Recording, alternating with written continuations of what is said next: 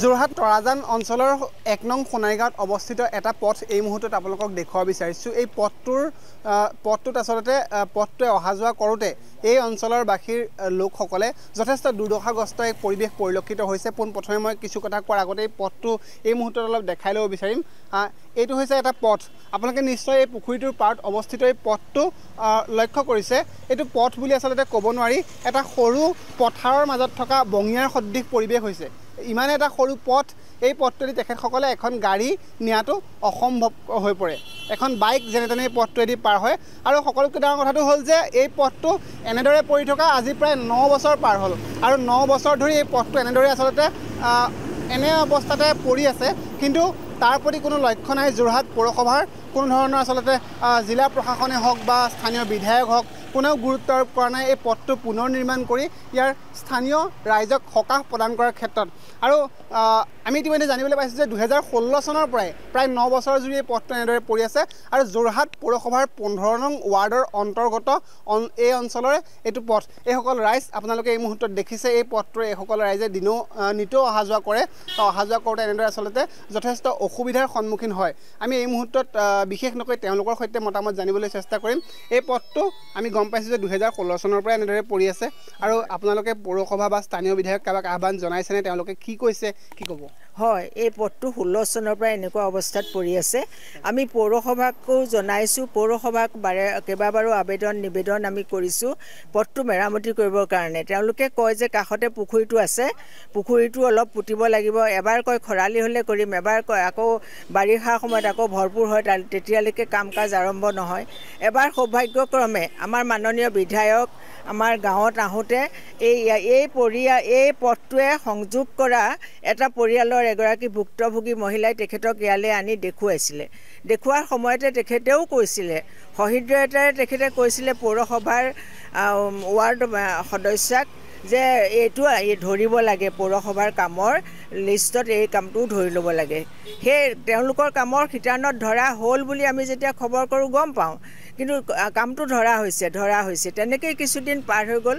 তাৰপিছত আকৌ এতিয়া যদি আমি তেওঁলোকক সুধিলে কয় যে টেণ্ডাৰ কৰা হৈছে, টেণ্ডাৰ খুলিব, টেণ্ডাৰ খোলা অৱস্থাত আছে। তেনেকুৱা টুলুঙা মন্তব্য দি আমাক দি আছে। আৰু আমি কৰ কাটল নিয়মীয়াভাৱে দি আছোঁ।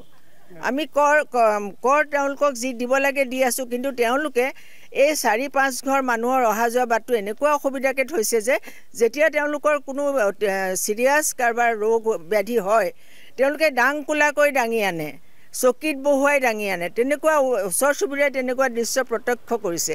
গতিকে আমি আপোনালোকৰ জৰিয়তে পৌৰসভাক আৰু আমাৰ প্ৰশাসনকো আমি কওঁ যে প্ৰশাসনেও চকু দি পেলাই এই ৰাস্তাটো অতি অনতিপলমে এইটো বনাই দি ৰাস্তাটো তেওঁলোকক যাতায়াতৰ উপযোগী কৰি দি পৰিয়ালকেইটাক উদ্ধাৰ কৰিব লাগে। কাৰণ আৰু এতিয়া দেখা গৈছে যে এনেকুৱা বাৰিষা, এনেকুৱা বৰষুণত আৰু এনেকুৱা দিনো আহিব পাৰে যে পুখুৰীটোৱে এই যিকণ তেওঁলোকৰ বঙিয়াৰ নিচিনা ৰাস্তা আছে সেই ৰাস্তাটো গ্ৰাস কৰি ল'ব। গতিকে পুনৰবাৰ কৈছোঁ, পৌৰসভাক আমি জোৰকৈ আপোনালোকৰ জৰিয়তে ৰাইজক জ্ঞাত কৰি জনাইছোঁ যে এই ৰাস্তাটো অনতিপলমে বনাই দিব লাগে। এই পথটো আপোনালোকৰ আগতেও ইমানেই যুগে পথটো আছিলে, ডাঙৰ আছিলে, গাড়ী অহা যোৱা কৰিব পৰা আছিলে। এতিয়া এনে অৱস্থা পাইছে। ধন্যবাদ জ্ঞাপন কৰিছোঁ। মই এই মুহূৰ্তত পথটো কিছু দেখাই ল'ব বিচাৰিম সতীৰ্থৰ যোগেদি। আপোনালোকে এই মুহূৰ্তত দেখিছে এইটো পথটো, এই পথেৰে অহা যোৱা কৰে স্থানীয় ৰাইজসকল। পথটো কিমান আচলতে ঠেক অংশ আপোনালোকে দেখিবলৈ পাইছে। এইটো এটা বৃহৎ পুখুৰী, সোণাৰী গাঁৱৰ নামঘৰৰ এটা বৃহৎ ৰাজহুৱা পুখুৰী। আৰু পুখুৰীৰ কাষত আছে এভাগ নামঘৰ, সোণাৰী গাঁৱৰ নামঘৰ। এই নামঘৰ আৰু পুখুৰীৰ মাজত এই অকণমানি পথটো, এই পথটোৱে অহা যোৱা কৰে ইয়াৰ ৰাইজসকলে। তাতোতকৈ ডাঙৰ কথাটো হ'ল যে পৌৰসভাই ইমান দিনে আচলতে গুৰুত্ব আৰোপ নকৰা বা পথটো পুনৰ ঠিক ঠাক কৰি দিয়াৰ ক্ষেত্ৰত গুৰুত্ব আৰোপ নকৰা এই পথটোৰেদি এখন এম্বুলেঞ্চ অথবা এখন 4-চকীয়া বাহন কেতিয়াও যাব নোৱাৰে।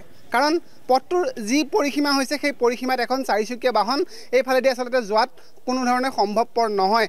আৰু আমি তেখেতসকলৰ পৰা ইতিমধ্যে জানিব পাৰিছোঁ যে তেখেতসকলৰ যদি কাৰোবাৰ আকস্মিকভাৱে কিবা দুৰ্ঘটনা হয় বা অসুখ হয় তেতিয়া হুইল চেয়াৰ অথবা চকীত বহাই এনেদৰে আচলতে দাঙি এই পথেৰে মূল পথলৈ লৈ যাব লাগে কিমান এটা আচলতে ডাঙৰ কথা সেই কথাৰ ক্ষেত্ৰত গুৰুত্ব আৰোপ কৰা নাই প্ৰশাসনে আজি কুপতি গতিকে তেখেতসকলে যথেষ্ট ক্ষোভ উজাৰিছে আৰু এই মুহূৰ্তত আমিও আপোনালোকক এই পৰিৱেশটো সম্পূৰ্ণ দেখুৱাইছোঁ আৰু আমি পৌৰসভাক আহ্বান জনাইছোঁ যে যোৰহাট জিলা পৌৰসভাই অতি শীঘ্ৰে এই পথটো যাতে পুনৰ নিৰ্মাণ কৰি দিয়ে আৰু এগৰাকী ব্যক্তি আছে আমি তেখেতৰ পৰা এই মুহূৰ্তত জানিবলৈ চেষ্টা কৰিম দাদা আপুনিও এই পথেৰে অহা যোৱা কৰে আপুনিও স্থানীয় নিবাসী 9 বছৰ ধৰি পথটো এনেদৰে পৰি আছে কি মতামত ৰাখিব বিচাৰিব মতামত ৰাখিম মানে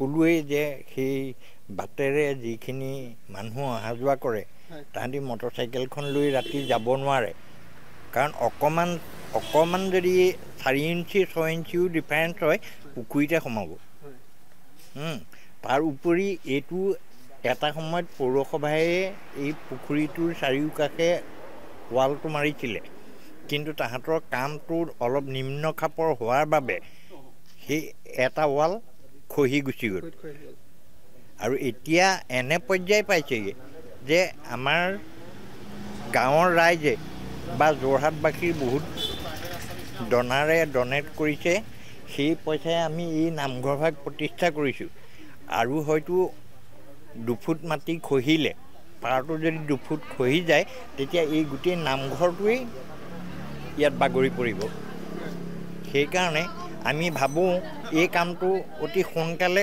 হোৱাটো অতি প্ৰয়োজনীয় আৰু ইয়াৰ বিষয়ে আমি যিখিনি কৰিব লাগে ধৰক মিউনিচিপালিটি বৰ্ডত এপ্লিকেশ্যন কৰা স্থানীয় বিধায়কক মাতি আনি দেখুওৱা এই আমি কৰিবলগীয়া সকলোখিনি কৰিছোঁ কিন্তু তেওঁলোকে কামটো এই হ'ব বুলি আজি ইমান দিনে ৰখাই ধন্যবাদ জ্ঞাপন কৰিছোঁ আচলতে তেখেতসকলে কৈছে যে এই পথটো আচলতে 9 বছৰ ধৰি এনেদৰে পৰি আছে মই পুনৰবাৰ কৈছোঁ আৰু এই পথটি আচলতে পুনৰ নিৰ্মাণৰ ক্ষেত্ৰত তেখেতসকলে পৌৰসভা তথা প্ৰশাসনক আচলতে ক্ষোভ উজাৰি পেলাই আহ্বান জনাইছে কাৰণ আৰু কিছুদিন যদি এই পথটো এনেদৰে পৰি থাকে ইয়াত যিভাগ নামঘৰ আছে এই নামঘৰ ভাগৰ এই ৱাল পুখুৰীয়ে খহাই নিবলৈ আৰু বেছি দিন নাই বেছি পৰ নাই সেয়েহে অতি শীঘ্ৰে পৌৰসভা তথা প্ৰশাসন সচেষ্ট হোৱাটো নিতান্তই প্ৰয়োজন আৰু তাতোতকৈ ডাঙৰ কথা এটা এই মুহূৰ্তত ক'ব লাগিব যে এই পথটো যিহেতুকে এতিয়া বাৰিষাৰ বতৰ যথেষ্ট বৰষুণ হয় যথেষ্ট বৃষ্টিপাত হয়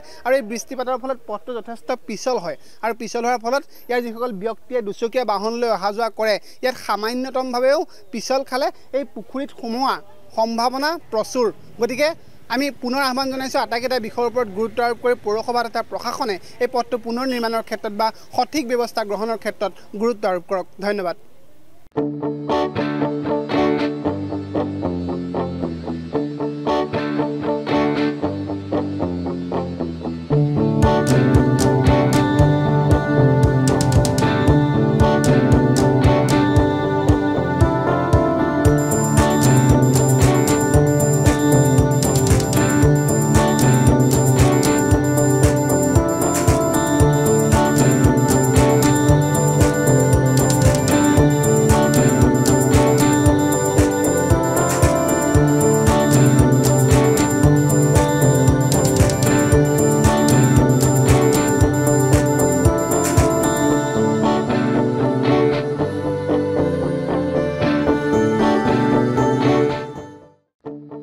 আপোনাৰ সপোনৰ ঘৰখন কেনে হ'ব আপোনাৰ সন্তান আৰু আপোনজনৰ সৈতে কেনেদৰে কটাব আপোনাৰ আজৰি সময় এই সকলোবোৰ সমস্যাৰ সমাধান লৈ শুভম গ্ৰুপে আপোনাৰ বাবে লৈ আনিছে আপোনাৰ সপোনৰ ঘৰখন 362টা ফ্লেটযুক্ত শুভম গাৰ্ডেনৰ সফল নিৰ্মাণৰ পাছতে 20 বছৰৰ ভৰসা 16টা প্ৰজেক্ট 28 লাখ বৰ্গফুটৰ সম্পূৰ্ণ নিৰ্মাণ আৰু 15 লাখ বৰ্গফুটৰ চলিত প্ৰকল্প নিৰ্মাণৰ অভিজ্ঞতাৰে যোৰহাটত শুভম গ্ৰুপে নিৰ্মাণ কৰিছে দ্বিতীয়টো প্ৰজেক্ট শুভম পাৰ্ক অত্যাধুনিক সা সুবিধাৰে নিৰ্মিত শুভম পাৰ্কত আপোনাৰ আৰু আপোনাৰ সন্তানৰ বাবে থাকিব club badminton court community hall kids play area splash pool আৰু জিম ক্লাব প্ৰতিটো ব্লকত থাকিব 2.5 BHK 3 BHK 3.5 BHK ফ্লেট লগতে থাকিব আপোনাৰ আৰু আপোনাৰ আপোনজনৰ প্ৰাপ্তিৰ সাহী আজিয়ে বুক কৰক